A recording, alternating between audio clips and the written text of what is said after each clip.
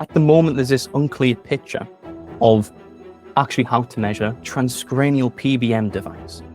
Recently, a foundation reported that the Neuronic 1070 had a peak wavelength of 1059 nanometers, as well as an irradiance of 6.22 milliwatts per centimeter squared. They didn't clearly outline how they actually obtained these measurements. These numbers differ from our internal measurements. We spent over $30,000 in equipment, well over $100,000 in human capital, and well over 2,000 measurements were taken with all these different pieces of equipment. We were naive at this point. We simply thought we would get this spectrometer, put it on one of our devices, we'll get a measurement, and we'll be happy. Turned out that this was not as easy as we thought. We learned it the very hard way. One power meter was better in one situation, but in another situation, actually, another device became more accurate. So how do you figure out which measurements to accept and which measurements to exclude?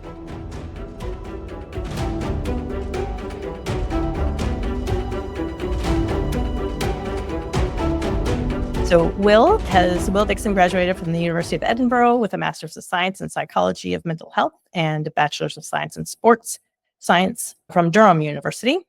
And his academic research was around CTE, concussions, and mental health, and he integrates this knowledge with PBM at Neuronic. And Marvin holds a Bachelor of Engineering in Mechatronics and a Master of Science in Business Administration. And just as a conflict of interest, as shown here, that the presenters do work for Neuronic, and Marvin is a shareholder of Neuronic. So in this presentation, we'll be delving in to the complexity of measuring near-infrared light in whole-head transcranial photobiomodulation devices, specifically our own Neuronic devices, the Radiance 1070 and the Neuronic Light. The structure of this presentation is very similar to what a research article would be. So we're going to begin with an introduction, talking about Neuronic's journey to understanding light. We'll also discuss the complexity of light. Next, we'll look at the methods section. What instruments did we use to measure light? And what measurements did we obtain? We'll go into the results section where we'll look at all the measurement results that we took, then look at the excluded measurements, as well as the accepted measurements. Of course, we'll end it with a discussion and a conclusion. And as Brooke said, we'll open the floor to a Q&A. Neuronic's journey to understanding light. How did everything start? So a couple of years ago, we relied literally on the cheapest measurement techniques from external providers. This was our thought. And these devices, at the end of the day, measure thermal energy and try to convert this into a value which gives you an indication on how powerful the device is. What we learned pretty fast is this is not a good idea to actually measure our transcranial photobiomodulation devices. What did we do next? We thought about, hey, let's ask a professional. And we send our device to that professional. We get nice measurement results back. And it turned out that's also not the best idea. The values we got back were actually not reproducible from that professional. And the reason was we focus on 1070 nanometers instead of many others who focus up to 1050 nanometers. So most equipment stops naturally at 1050 nanometers to work properly. Then one of our scientific advisors suggested, hey, just buy a spectrometer, which you need. This was suggested by Mike Hamlin. Most of you know him. And he said, the problem will be solved. Turned out that this was also not as easy as we thought, because the results were also not as reproducible as we wanted them to be. What did we do next? We bought more measurement devices. We spoke with more measurement device manufacturers and spoke with their customer support for countless of hours. And some of the devices which we bought brand new, we actually had to send them back, and we got basically replacements from them because we shared different results with different measure providers, and results were not reproducible. So We invested countless of further hours, bought more measurement devices until we felt comfortable sharing with you what we are sharing today with you. What we learned the hard way in the field of transcranial photobiomodulation, we must be expert in measuring our own devices. We have to understand how the measurement devices work. We have to understand how our helmets work. And we cannot just be the users of a measurement tool. We learned it the very hard way. As Marvin said, we invested a lot into measuring light. We spent over $30,000 in equipment, well over $100,000 in human capital, and well over 2,000 measurements were taken with all these different pieces of equipment. I want to share a photo here. This was last May. This is myself and Marvin and the engineering team. This is when we first got our hands on spectrometer. And once again, we were naive at this point. We simply thought we would get this spectrometer, put it on one of our devices, we'll get a measurement, and we'll be happy. Of course, this was not the case. As discussed before, we are going to discuss the measurements for two of our devices, the Neuronic 1070 and the Neuronic Light. But why is it so hard to measure and understand light and how to measure it within photobiomodulation? At the moment, there's this unclear picture of actually how to measure light and how to measure a whole head transcranial PBM device. And I don't know if anyone can try and make out what this picture is. It might be hard to see. You may have to squint your eyes to maybe even provide a clearer image. This is just an interpretation of how it feels when trying to measure a PBM device. Of course, the image is Newcastle United winning the Carabao Cup just 2 weeks ago. It took 70 years, okay, for us to win a trophy. Yes, this is my team. And I had to find a way of putting this in this presentation because it's a monumental moment. But what I'm trying to emphasize is this is our aim of this presentation. It's to provide a clear picture in reporting of how we measured our device. Let's talk about some key definitions. Most of you who are in the TPBM room know about them. What's an important one? It's total power. Measured in watts, or in our case, we will focus today a lot on milliwatt. And then we have the irradiance, which is basically power per surface. So in our case, we will focus today a lot on milliwatt per centimeter squared. Once we multiply both power values with the time, we have a dosage. Once in joule, if we multiply by seconds, and once in joule per centimeter squared. To measure time is very easy. Everyone knows how to measure time. How to measure total power and how to measure irradiance is a bit harder. And this is the key topic of today's presentation. And this is so important because without those measurements, we cannot define the dosage and we cannot reproduce research. What we also learned is we cannot focus just on irradiance. And I want to emphasize this on this picture here, where we have three devices shown. On the left side, you can see device number 1, which has a high spot irradiance. We have 200 milliwatt per centimeter square, and we target an area of 1 centimeter squared. The second device, let's say, has 6 points, transcranial photobiomodulation, and each point is 3 times 3 millimeters large. So that would be then 9 millimeter squared. Irradiance value, 300 milliwatt per centimeter squared. The third option is a low spot irradiance, but high surface focus. So let's say we have just 1.5 milliwatt per centimeter squared, but a relatively large area we target, similar to what Neuronic does with our helmets. So if we calculate total power, the first device has the same, since it's targeting exactly 1 centimeter squared. So that's a relatively powerful device. 200 milliwatt total power output. The second device, high peak spot irradiance, but just 162 milliwatt total power output, because it's in total just simulating a small surface on 6 spots. Total power of this device, which covers 500 centimeters squared and 1.5 milliwatt, we have in total 750 milliwatt in total power. So the irradiance value is just important or interesting if we also highlight the total power. Why is the field unclear at the moment? So recently, a foundation that we're not going to name reported that the Neuradiance 1070 had a peak wavelength of 1059 nanometers, as well as an irradiance of 6.22 milliwatts per centimeter squared. These numbers actually differ from our internal measurements, as you'll soon find out. But what we also noticed is that they didn't clearly outline how they actually obtained these measurements.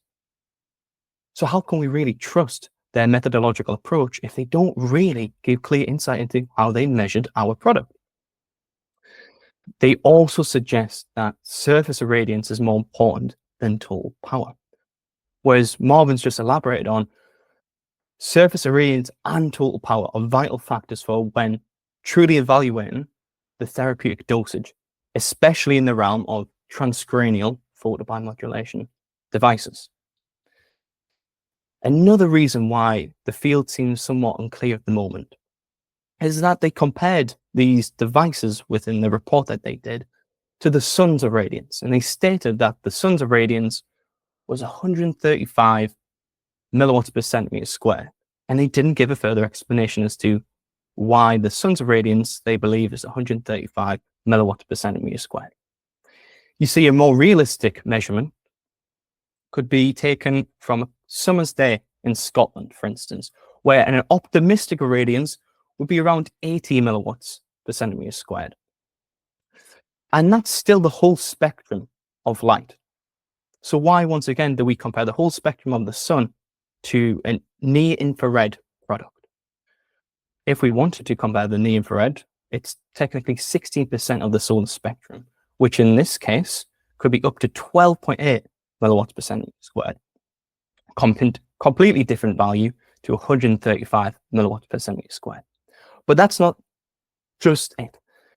Let's compare more precisely to, let's say, our new Radiant 1070 with a peak wavelength of 1070 nanometers plus or minus 50 nanometers.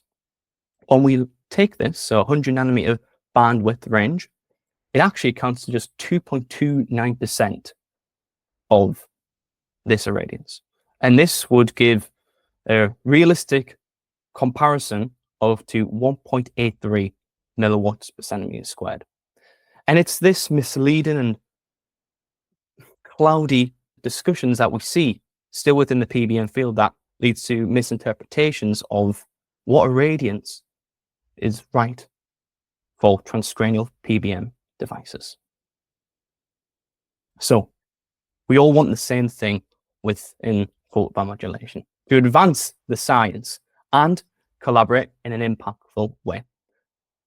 Once again, our aim in this presentation is to provide a transparent methodological approach with ensuring that clarity is here and that everyone can lead and understand how exactly we measured our devices.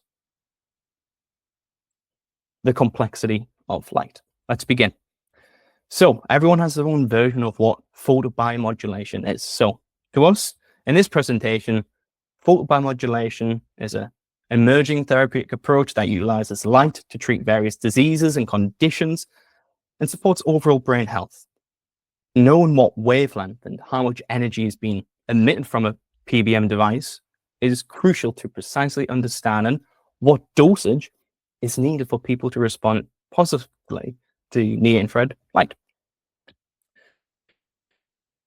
Light has captivated many interesting individuals like Sir Isaac Newton and Albert Einstein.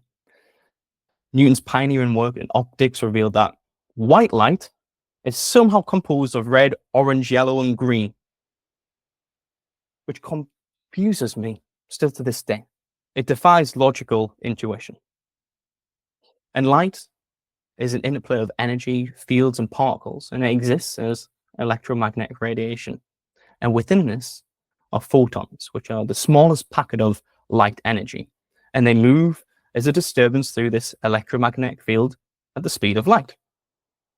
A photon is emitted when charged particles, like electrons, change energy levels, and these photons travel as waves, creating, for instance, the light we perceive every day. So when we measure light within our Radiance 1070 and the Neuronic Light, it's not as simple as what we initially thought. Taking in consideration that light scatters, the helmet's curvature, the helmet's material, the placement of the LEDs, and the clear plastic, there's already abundance of factors that all play a crucial role in determining, well, how to measure light. Methods. What instruments did we use? Okay, so before we begin, we need to work out the total power of our devices. We also, as discussed before, need to work out the irradiance. So, as Marvin said, the power per unit area representing the intensity of light over a surface. To do this, we need a spectrometer, which figures out the peak wavelength as well as the irradiance. And for a power meter, it can tell you the total power measurement of a light source. A spectrometer reveals the wavelengths of light emitted by a source and quantifies the energy associated. Power meters, on the other hand, with a photodiode sensor, measure the total optical power in a given range of wavelengths. But it does not provide spectral information. It will not be able to tell you the peak wavelength of light emitting source. The spectrometers used was the Spectralite ILT 960-9R, and it also came with a 90-degree diffuser and a 180-degree diffuser, which we'll explore further within this presentation. It was an expensive piece of equipment, roughly $20,000, and it could measure a light emitting source within 950 nanometer range to 1,700 nanometers. And it was ISO/IEC certified. We also used the Hopper color, and that was approximately $2,000. It's more popular within the PBM world, and it could measure from 400 nanometers up until 1,100 nanometers. It is important to point out that we had it specially calibrated to measure up to our peak wavelength of 1,070 nanometers. Originally, when we received the device, it could only measure up to 1,040, 1,050 nanometers, which seems to be a common occurrence within measurement equipment within transcranial photobiomodulation. For the power meters used, we used the PM160, which was approximately $1,500, and that could measure within the range of 400 nanometers up until 1,100 nanometers. We also used the Orpheus Starbright power meter with a PD300R-3W sensor. This was approximately $3,000, and it had a similar range to the PM160 from 350 nanometers to 1,100 nanometers. They both came with a filter which allowed you to actually measure or potentially measure higher emitting sources. For the PM160, they can measure up till 200 milliwatts, whereas for the Orpheus device, it could measure up to 2,200 milliwatts. Regarding an alternative equipment, a sphere, many asked us, hey, why don't you just put the helmet into the sphere and you get the results and you're done? There are many large spheres, but unfortunately, a sphere is good in order to get spectral information, but it's not good to measure a device such as a helmet. The reason is the helmet itself will absorb already a lot of the light. As we can see it here on the right side, we have basically the light bouncing already from one side of the helmet to the other side, being absorbed by the helmet before it can even reach the sensor, even if we try to place the sensor as close as possible inside the helmet. Great for spectral information, but questionable for irradiance or total power measurements. So the measurements that we obtained, there were two. We wanted to measure the LED directly So what we would do is we would take the device apart and just have the PCB board with all the LEDs on. And then we would get this piece of equipment, a spectrometer or power meter, and we'd place it directly above the LED. We also did the measurements post-transparent plastic. So the helmet intact, and we'd get, once again, whatever piece of equipment we're using and place it around the device, the helmet.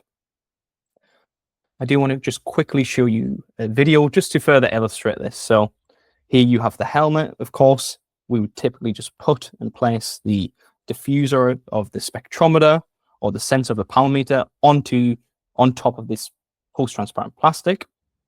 And then, of course, for the direct LED measurements, we took the helmet apart and simply placed the piece of equipment over a single LED. Okay. Results. What were the measurements obtained? As I said before, we're going to break this down into 3 sections. We want to show you all the measurements that we initially obtained. We want to then delve into the excluded measurements, because not all measurements we took were accurate, and we need to just build the story for everyone to show how some results can be misleading. The next section, of course, is the accepted measurements, and we'll break this down into the Neuradiance 1070 and the Neuronic Light. Some important figures to first understand. Let's look at the amount of LEDs first. This relates to the direct LED measurement. Okay. So for the Neuradiance 1070, there's a total of 256 LEDs. Whereas for the light device, we actually use 2 different LEDs. We have 291 standard LEDs, which we coined the term of in this presentation at least. And then we have 9 powerful LEDs. Once again, we coined this term in this presentation just to help create some distinction. Then the surface area, basically the surface area of the post-transparent plastic, the treatment area where light will be shed onto the head. For the Neuradiance 1070, it's 560 centimeters squared. And for the light, the Neuronic Light device, it's 671 centimeters squared. Furthermore, we want to be able to calculate total power. And we can calculate total power for LED direct measurements and post-transparent plastic measurements.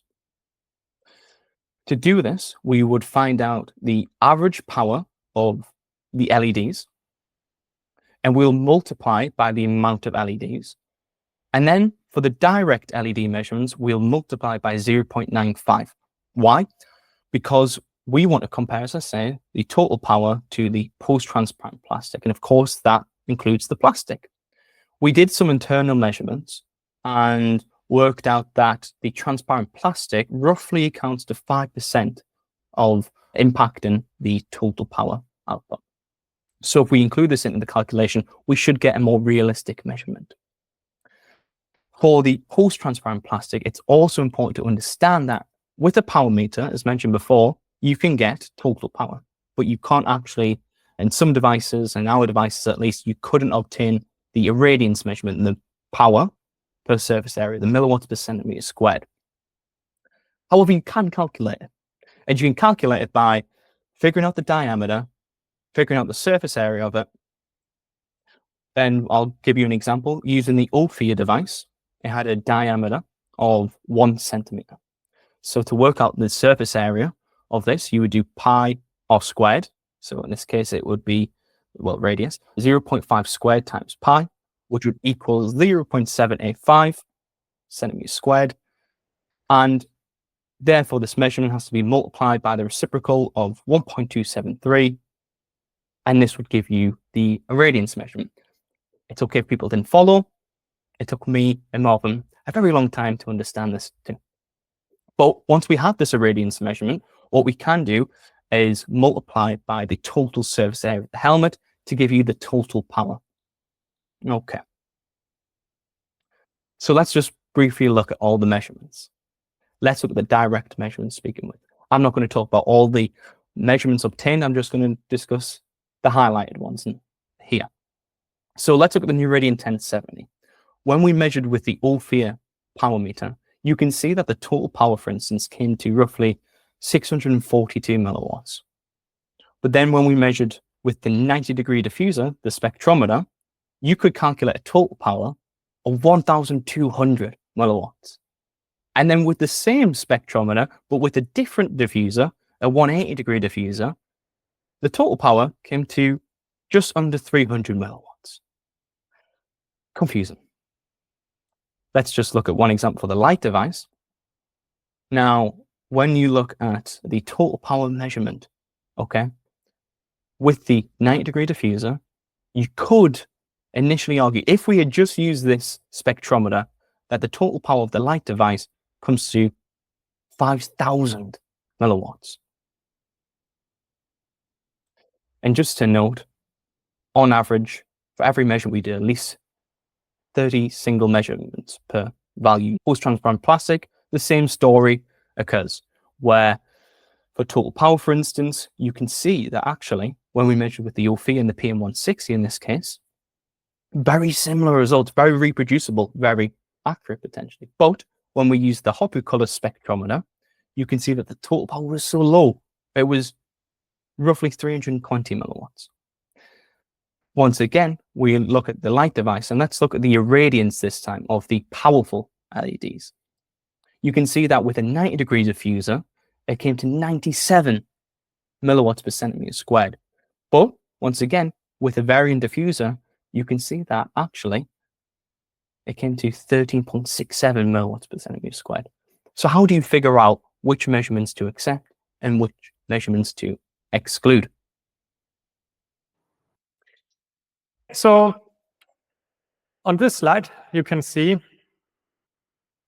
that when we place spectrometers directly on top of the LED source, we would supposed to be able to measure irradiance as well as total power. And we want to show you why this actually didn't work the way we expected it to work. On the following slide, you can see that we measured the total power. We calculated total power with the same LED, and we got completely different results with different diffusers. At the first glance, it's contradictory. We learned later how this is actually possible. On the next slide, I want to show you actually how precise it can be. In this case, we measured the irradiance with actually the same diffuser, but we placed the LED a little bit off center on the right side, and we placed it center on the left side. When we measured on the left side, we obtained a value of 0.72 milliwatt per centimeter squared, and on the right side, we obtained a value of 0.38 milliwatt per centimeter squared. So just by placing it 1/3 off center, so 1/3, 2/3 ratio in total, so in total just 1/6 off the center, we got just half the value. For reference, if we do this with the power meter, we see no change. So if we move the power meter around the LED, but all light is still going into the power meter, we have stable results. The results are not changing. So what's the reason behind this? It's at the end of the day, the diffuser of the spectral light is calibrated against the homogeneous power source. So if you don't have everywhere a homogeneous light coming out, you don't get accurate results. That's why we cannot measure directly on top of an LED with all diffusers. Otherwise, we get artificially high or artificially low results. This is what Will showed earlier in the slides, where we could, in theory, argue values up to 5,000 milliwatt as total power, which is not the real optical output. Okay, we looked into the Hopo color. It's a measurement device, very affordable, very hands-on to use. It's just plug and play. You literally turn it on and you can measure whatever you want to measure. We got a special device with a special calibration, so it covers also our wavelength. But when we measure, results are not reproducible. Their support team was super friendly, even sent us a new device where the measurement results were a bit more reproducible. But still, if we just look at the right side here, the section of the measurements, we can see the first value 1.61, the next one is already double, 3.12. It goes all the way to 6.11 up, and many values are at 1 point something. And we didn't move the location much. The only thing we did is we moved the angle a tiny bit because it's a handheld device, and the result is immediately not reproducible. So therefore, we discarded most values. Then the Ophir. Very good device overall. If you measure up to 100 milliwatts, our strong LEDs were measured with more than 100 milliwatts in total power. And what it says is it's too powerful. If we put the filter on the same device, it says 58.67 milliwatt is the result. So the device itself, though we use the same light source, once with filter set, the result is more than 100 milliwatt. If you add the filter, it basically says the value is below 100 milliwatt. So the device itself contradicts its own measurements. The reason here is the accuracy in the edges of the filter, or without the edges, maximum measurement capability are limited. So the more you go to the edge of a measurement device, the more inaccuracy you have in your results. That's why we couldn't use the Ophir to measure the very powerful LEDs, but we could use it in order to measure the not so powerful LEDs. We also had limitations if we measure not just single LEDs, but if we measure our helmet being intact. And this is due to the helmet following the curvature of the head. And the measurement devices, for example, the Hopo color, as you can see on the left, it's a bulky thing. And you cannot measure the sides of the helmet because the device would be blocked by the other side of the helmet. The opposite is the case with, for example, on the right side, the 90-degree diffuser, which is very good in measuring the edges of the helmet. But since we have this long stick coming out of the diffuser, which leads into the face, it's hardly attached to the diffuser. So we cannot place it in the center of the helmet. So we can also just get some measurements, and it gives us an indication. But it's not good to measure the whole helmet. Okay, so what were the accepted measurements? Yes, I've said this too many times now. We used the measurement equipment for the Neuronic 1070 and the Neuronic Light. So let's look at the accepted measurements for the Neuronic 1070. So when we look at the peak wavelength, which can be measured by the spectrometers discussed before, you can see that we get results of 1070 nanometers on average, and actually also 1073 nanometers using the Hopo color. This is just an image of the data we would receive. This is using the 90-degree diffuser, the spectral light, and you can see on the x-axis here, the wavelength range, and the amount of counts, the amount of photons per nanometer. And you can see that this peak wavelength here would be around 1070 nanometers. Here's just an example, a visual example of what we would have to look at a lot. The new Radiant 1070 results regarding total power and irradiance. Once again, I'm not going to go through everything here. We will be producing a report within the next couple of days where you can just download it and look at the data for yourselves. But for now, we can look at, for instance, the average power of an LED using the Ophir device, which would be 2.64 milliwatts. And then with the PM160, the 1.94 milliwatts. And as mentioned before, you can do certain calculations to figure out the total power. And then we average these two together to create an average total power at the LED direct site to create 557.22 milliwatts. And then when the helmet was intact, we could figure out the irradiance, which came to 1.44 milliwatts per centimeter squared. And with the 180-degree diffuser, it came to 1.18 milliwatts per centimeter squared. Once again, you can work out the total power and figure out the average of these two numbers to give 734.72 milliwatts.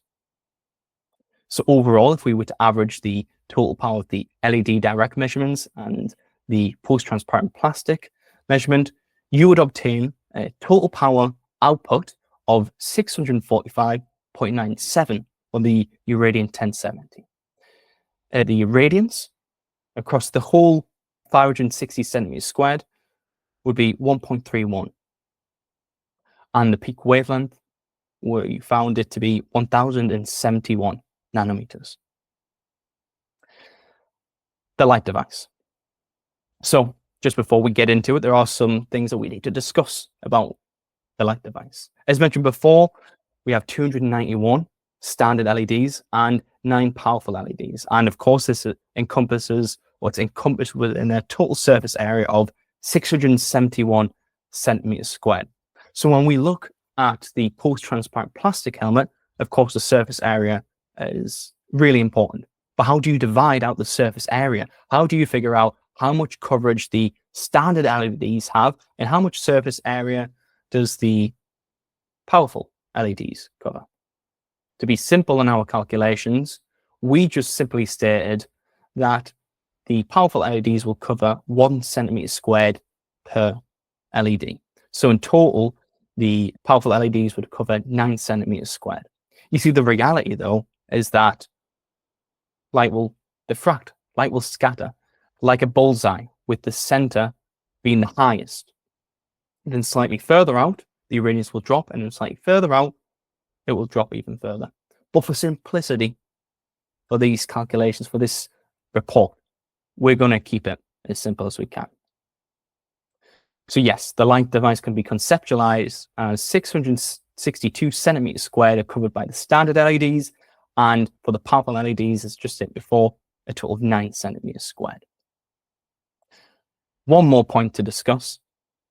We need to figure out the irradiance, of course, for the post-transparent plastic measurement for the powerful LEDs. However, Marvin just said before that we couldn't use the 90-degree spectrometer, for instance, because the helmet's curved. You can't fit these devices contiguously to the device. You can't fit it complementary. But you actually can with the 90-degree diffuser at the posterior inferior, the back of the helmet, essentially. And there's 2 powerful LEDs that we could place directly on the post-transparent plastic and obtain a precise measurement. So just to note that the powerful LED irradiance was obtained accurately using the 90-degree diffuser, the spectrometer. So, peak wavelength. For the peak wavelength of the powerful LEDs, once again, we found it was around 1070 nanometers, 1073, 1069.9 nanometers. And for the standard LED, the story was told very similar, with 1069 nanometers, 1070 nanometers, and 1069 nanometers. Okay, this table is a little bit larger than the Neuronic 1070 because, of course, we have to look at the standard LEDs and the powerful LEDs for both LED direct measurements and transparent plastic helmet measurements. And once again, I'm not going to talk about every single one we see in this, okay? But we can see that the total power for the standard LEDs using the OFI device is roughly 3.5 milliwatts. And then for the PM160, it was around 2.47 milliwatts. We can obtain an average total power of the standard LEDs, which would be 825.85 milliwatts. And then once again, we also need to measure the powerful LEDs. We use the PM160 for this, which came to 86.38 milliwatts. And as I said, we can do the calculations to find the total power of these powerful LEDs, and that would come to 738.53 milliwatts. We do the exact same thing for the transparent plastic, except it's a radiance now, at least. So we obtained 1.87 milliwatts per centimeter squared and 1.19 milliwatts per centimeter squared with the ILT960 180-degree diffuser. The average total power for the standard LEDs in this transparent plastic measurement came to roughly 1,000 milliwatts. And as just mentioned before, when we use the 90-degree diffuser to measure the irradiance for the powerful LEDs, you could see on average it came to 97 milliwatts per centimeter squared. And then the total power of this would be 873.68 milliwatts. Once again, let's find the averages and just build a nicer story. So we average out the total power of the standard LEDs, LED direct and post-transparent plastic, and the same goes for the powerful LEDs. What do we get in terms of total power? 1,725.78 milliwatts. The average irradiance for the standard LEDs was 1.53 milliwatts per centimeter squared. And then the average irradiance of the powerful LEDs was 97.08 milliwatts per centimeter squared, with the peak wavelength of the device being 1,070 nanometers. Let's move finally to the discussion. I'm not going to talk about any more numbers, but we can leave the screen on for a few seconds, and we can see a comparison between the Neuronic 1070 and the Light device. You can see, for instance, that the Light, the Neuronic Light, is 2.5 times as powerful in terms of total power as the Neuronic 1070. But when you look at the irradiance of the 1070 and the irradiance of the standard LEDs, they are very similar. So it's really important to see how much and how impactful these powerful LEDs contribute, as well as actually having a larger surface area within the Neuronic Light. Some of the key findings. Irradiance measurement factors. We know now, and we hopefully draw attention to more people, that when you measure directly, the irradiance will not be accurate. But when we measure with a power meter directly, it is much more accurate and precise. We must accept this when we're measuring very close to an LED site or a light emitting source. What we really found interesting was, yes, we wanted to compare the accuracy of total power in the LED direct measurements and the post-transparent plastic measurements. And when we compared the total power between the two, we noticed that there wasn't much variation, which is a great finding to have. It means that you could theoretically measure either or. And once again, we found it so beneficial to use a multi-tool approach when measuring all these different nuances. We found in one case, one spectrometer or one power meter was better in one situation, but we found in another situation, actually, another device became more accurate. This is super important. It's not just relying on one measurement tool. At least in this case, we're measuring a whole head transcranial PBM device. I know I've just touched upon it, but yes, there are some limitations and key factors. Distance from a light source, of course, matters. Light will diffract. The spot size and lens shape of an LED, of course, matters. The time and LED efficiency. If I left the device on for maybe 5 hours, I might get a reduced irradiance, potentially. We've discussed it now a lot. There are diffuser variations that impact results. The shape and configuration of the device will impact results. Variations in equipment. And finally, and this is just a small report that we'll release soon, you can theoretically change the calculations of the total power and irradiance. So, for instance, we stated that the Light device had a total power of 1,725 milliwatts. But you could change how we average the total power calculations, and actually, you could get a result of up to 1,887 milliwatts. So there is slight variation, once again, in how you approach the calculations. Conclusion. This is a very important slide. And this is a slide not many like to speak about in the TPVM room. What we can see on the left side is, at the end of the day, LED And most LEDs have a packaging of typically around 2 millimeters times 2 millimeters, or 2.8 millimeters times 2.8 millimeters.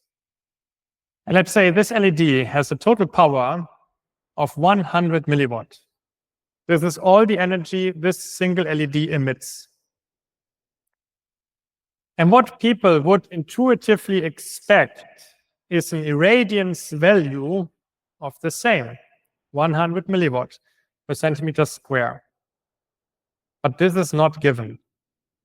We can have a big range of results. Let's say we measure with a small diffuser head, 0.5 times 0.5 centimeters, so 0.25 centimeters squared surface diffuser right on top of the LED.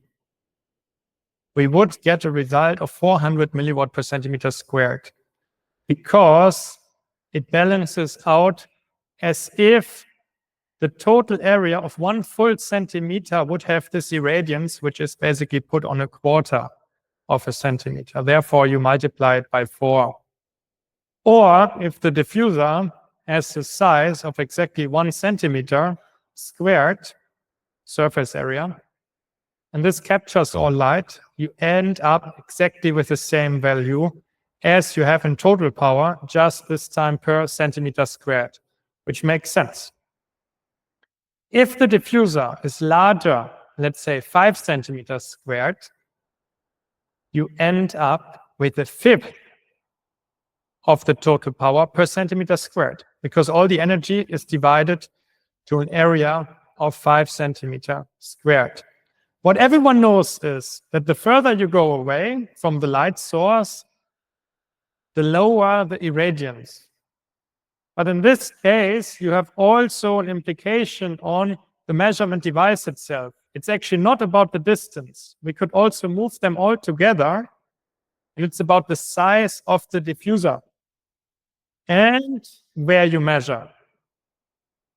100 milliwatt in total power could result in 400 milliwatt per centimeter squared. Or if we have even a smaller spectrometer and we would measure right in front, we could get even values of up to 1,000 milliwatt, so 10 times as powerful.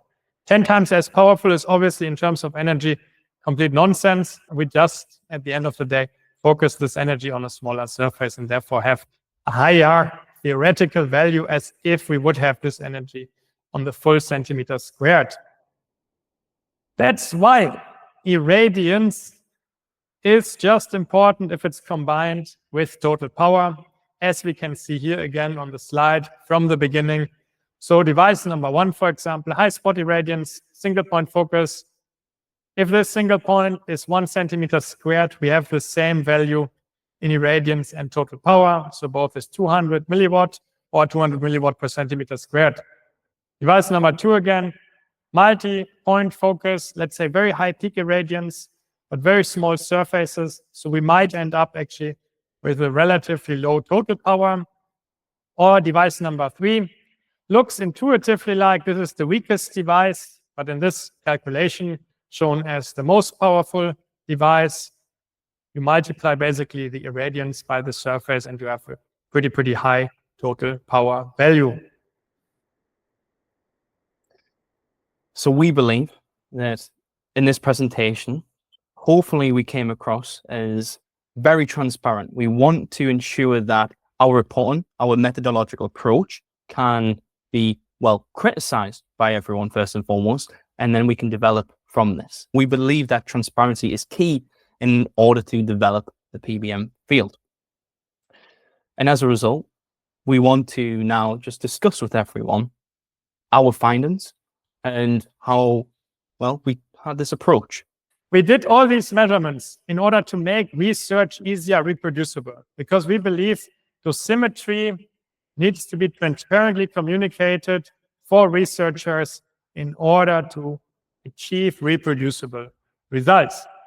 Do we have any questions from this today? If not yet, I wanted to add something to this presentation, and Will asked me, hey Marvin, we should not add this because we have not verified this enough.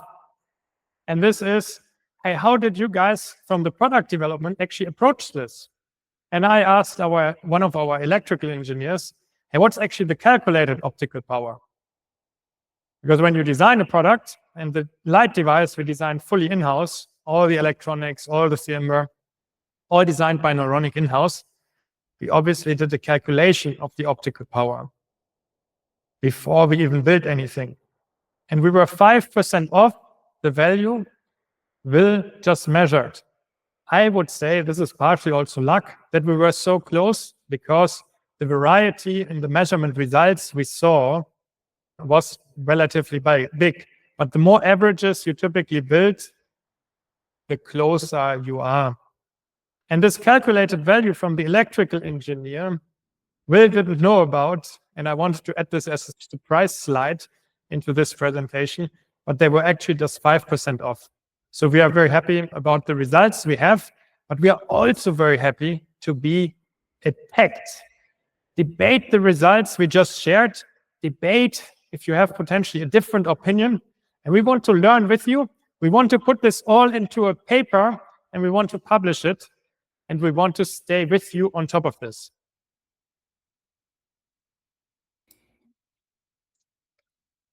All right, we've got a couple of comments in the chat.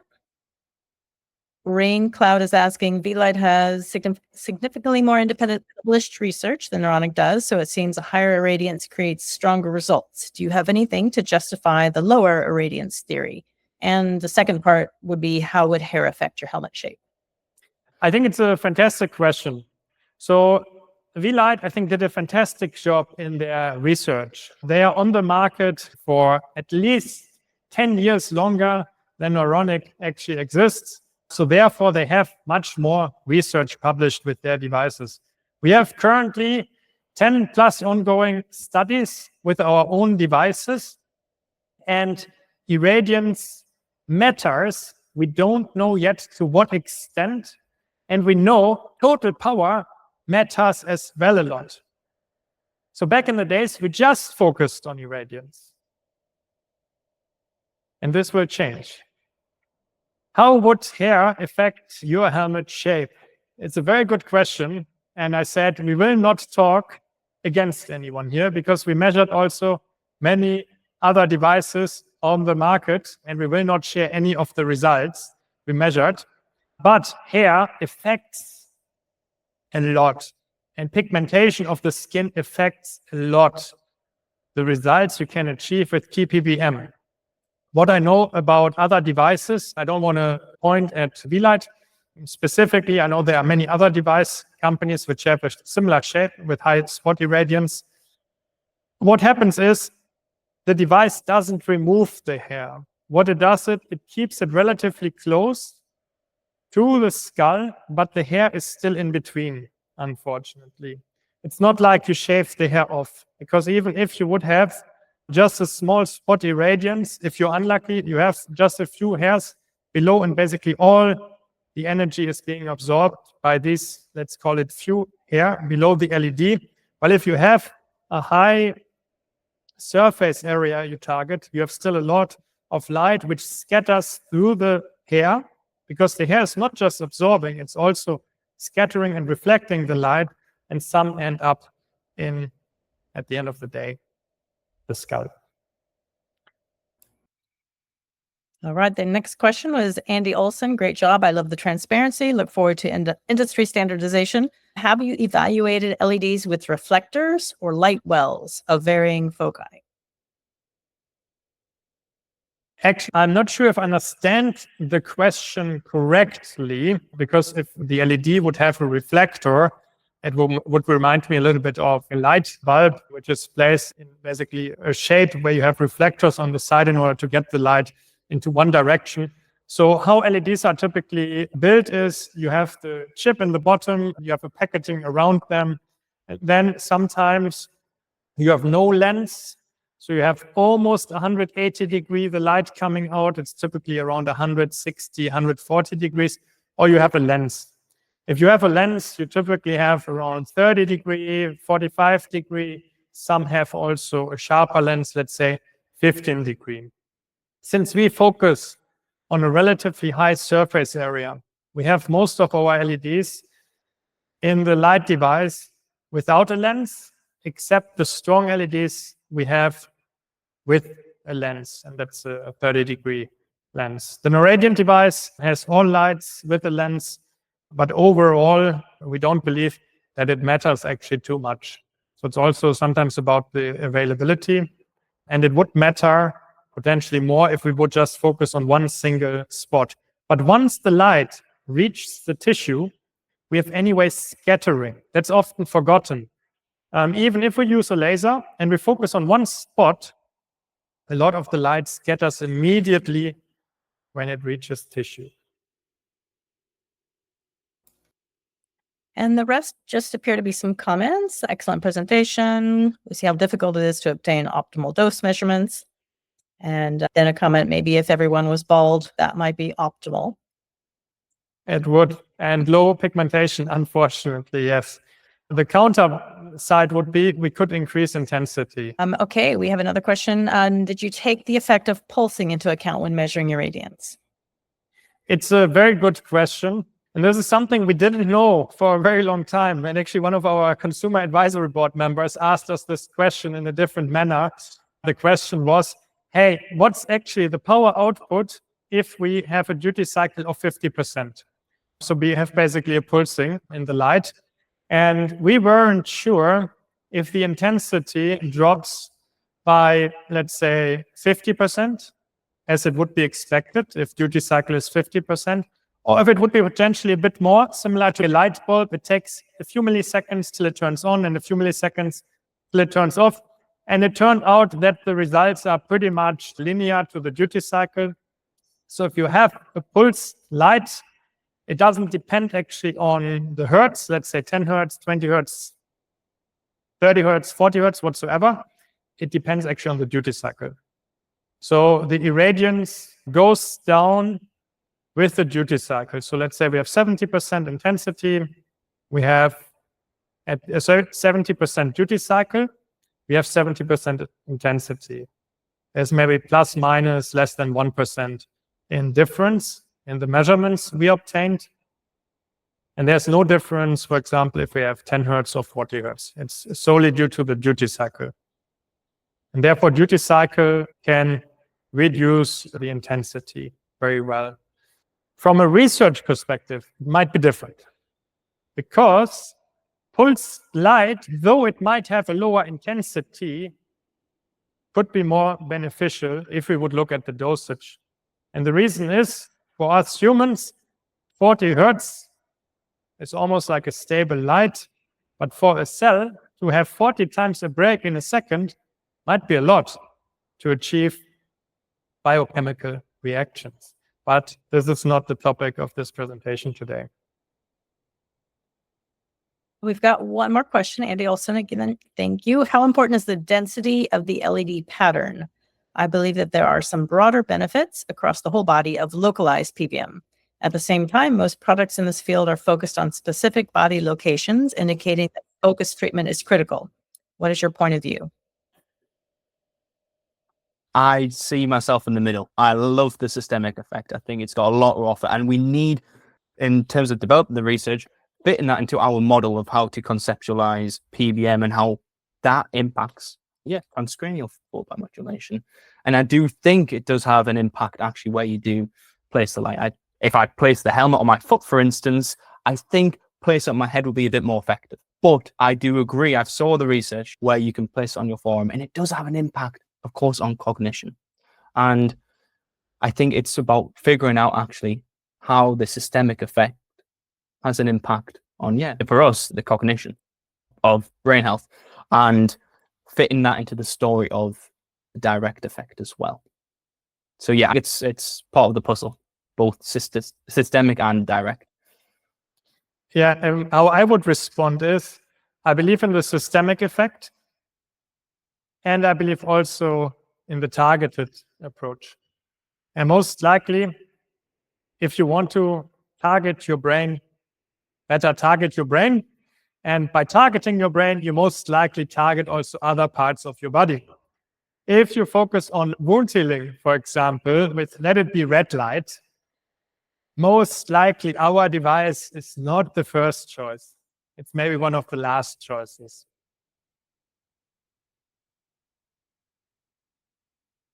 And there are, and I think this is something often underestimated, from a biochemical side, there are a few reaction chains which are happening. And a few are discovered, I would say. A few are pretty well researched.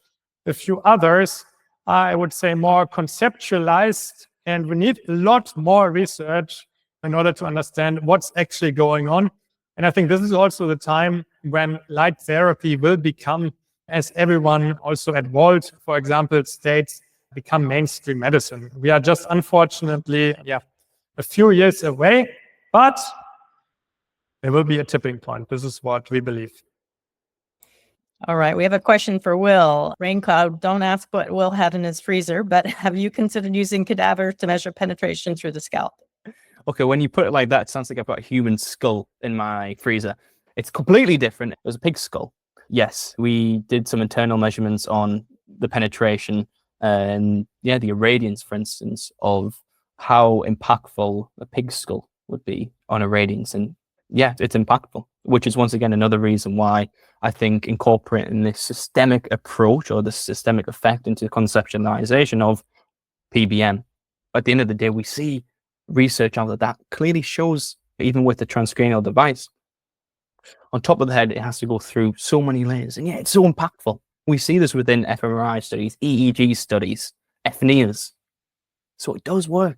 But we have to incorporate, I think, the systemic effect a little bit more, as you said. I also recall when you were analyzing your own hair. And I think how Will tested it was at the end of the day, he cut off a little of his own hair and literally put it between the light source and the diffuser. And we looked at that as well. So overall, I would say it's a very fascinating topic, how much light is actually absorbed relatively fast. But what's also still fascinating is how little light you actually need in order to see success stories. Because at Neuronic, especially the Neuradiant, it has a relatively low irradiance value, as we saw, a relatively speaking good total power value. And we saw with this device many success stories which were life-changing at the end of the day. Marvin, I'm going to touch upon that. And this is directly related to the sun. We know that the sun has an impact on our cells. And once again, it's this unclear picture of comparing the sun's total irradiance of 135 milliwatts per centimeter squared. Confusing. But once again, we broke it down just before. We said it's more so around 1.8 milliwatts per centimeter squared. So if we were to compare it like that, we know, as we said, that the sun impacts us. When we go outside, when we're happy on a summer cloudy day as opposed to a rainy, miserable day in, for me, England, it changes our effects. It impacts us. So maybe this irradiance of 1.8, for instance, but a large surface area does have that significant and impactful way that can actually have a positive change within ourselves. So yes, I think, once again, further research, but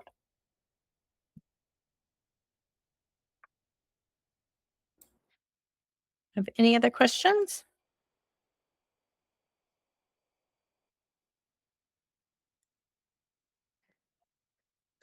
All right, just a comment. My friends, I'm past president of Walt, and I was very enthusiastic about this wonderful presentation. And as you said, guys, I think whatever the systemic effect is, we have to have very precise targeting measurement, and you are really on a good way to do that. So I really congratulate your attitude, and that's excellent. Thank you. Thank you so much. Thank thank you. Thank you, Remy. Thank you. Thank you. Thank you. And Patricia, you have a question about the radio. What is the effect of the radio frequencies on the treatment? Maybe you can explain your question a little bit more. Basically, I understand. I just bought the light, but I haven't really looked at it. But it's a Bluetooth device, so there are radio frequency effects with Bluetooth devices. So I was just wondering if that has any effect on the treatment. Yes and no. If we have, for example, And we at Neuronic are actually very conscious about EMF. And that's why I encourage everyone at Neuronic to get cable headphones. Everyone gets them on the company, but no one gets Bluetooth headphones. So try to design our devices accordingly. And if you have a Bluetooth speaker, like the AirPods, you need a constant communication with a lot of information from basically your AirPod to the phone. With our helmet, it's different. We, at the end of the day, just transfer one protocol. It's like a very small and low command, and the helmet works till it receives again a command, and then it basically stops. And the same is the case if we click a button, it just sends one command. So the amount of information we have to actually send with the Bluetooth chip is very limited. And therefore, the Bluetooth chip has a, relatively speaking, marginal effect on EMF. What has actually a larger effect on EMF is, in theory, once you start pulsing light. Because when you have pulsed light, you have always a magnetic field which is being created and destroyed, created, destroyed, created, destroyed. That's typically how it works. And therefore, EMF values of basically everything what's pulsing are there. And we measure our devices, and they are within everything that's legally recommended and considered as safe. And we also try to optimize our devices accordingly. And that's something on our to-do list for this year, to provide the same transparency in regards to EMF as we do it on actually the light output, like the optical output today. I think we all believe more in PBM working and the optical side, and we don't have enough evidence that actually EMF is creating harm. Others say even there's good EMF and there's bad EMF. We have no hard opinion, but we believe as low as possible is the best. The reason why I asked that is because with my Aura ring, I contacted the people to find out what that EMF factor was, and it was like 0.0002 or something like that, which is extremely low. But basically, I'm concerned because there is at least one person that I have that has come up with some really serious plaques in her brain. And basically, I would not want her to use the light if there were too much radio frequency pulsing that would be going on in that device other than in the light. But it's irrelevant really in the helmet, correct? Yeah. So if I would give it a percentage, I would say it's significantly less than actually 5%, the Bluetooth module of all EMF. Okay. Yeah. Okay. Thank you. And most likely, I hope we have soon data, soon within the next, let's say, quarter, which can also put this into hard numbers. Yeah. Okay. We do have another question now from Rain Cloud. Congratulations on your light device. I look forward to receiving mine. A question my practitioner wife has. There are a list of neurodegenerative conditions on your website, but there isn't any published peer-reviewed research specific to your device. Would that imply using your device is the same as using any other PBM device by taking the whole field into account? It's a very good and very valid question. So first of all, we have no medical device license. And there is no device right now on the market with PBM which can make a claim on neurodegeneration. So that's the first thing. Second thing, we cannot provide any medical advice. Also, normal disclaimer, very important to state, because people should not believe that TPBM treats any condition. It looks promising overall, the research. Neuronic is doing their own research, and we cite on our website a lot of research done with other devices. Sometimes it's not even stated which device, and it's just stated the specification of the device. Sometimes, and often, it's a customized device. We also build customized devices for studies. We also built, back in the days, a few 810 nanometer devices actually for studies. So there is not a yes or no response possible. Typically, it takes 2+ years from the start of the study till you actually have any result. And we expect, I think, just this quarter, so till summer, another 2 or 3 papers out of the 10 plus we have right now in the making to actually be published. And that's very slow. And when I remember Liam and I started the company, we were hoping of obtaining a medical device license within a time frame of 2 or 3 years. And we realized the hard way, hey, that's actually not possible. And the same, as earlier indicated in the start of this presentation, we thought it's a quick and dirty approach of measuring light. We literally thought it's like putting something on a scale, you get a value, and you might have an inaccuracy of maybe 1-2%. We thought the same would be the case with experts in the field of the light, that you just measure quickly. I was just saying there's not a definite yes or no answer possible to this question. So it really depends. And everything takes, unfortunately, longer than we anticipate. So the time from starting a study till it's being published is typically 2+ years. All right. If there's no other questions, then I think we'll end it there. Have a good day. Bye-bye.